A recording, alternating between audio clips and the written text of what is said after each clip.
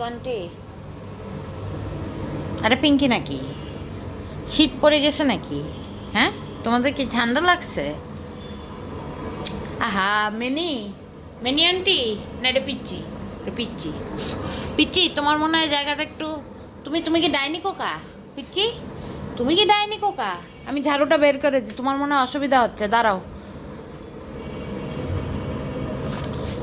মানে এটা কিভাবে সম্ভব? দাও ঝাড়ু দাও। আহ, দিবা না? এটার মানে কি? মানে ওর নিজের সাইজ থেকে ছোট জায়গায় শুইতে ওর ভালো লাগতেছে। এটা কি শীতকাল নাকি? তোমরা ওখানে এতজন একসাথে কেন? হ্যাঁ, তোমরা একটু কম থাকো একসাথে। দেখো কানা এলেন একা, তোমাদের কি বেশি শীত লাগছে? তোমরা ওখানে কয়জন বলো তো, একটু গুনবো। না না না না, আমি চলে যাচ্ছি। তোমাকে তোমাকে বলিনি, তোমাকে বলিনি। চর্বি ডাল সব। ও বাবা, তোমরা কারা? আরে রসুন, ফকিরা রসুন, ফকিরা রসুনের জন্য সেদিন আমার জানের জ্বালা উঠে গেছে।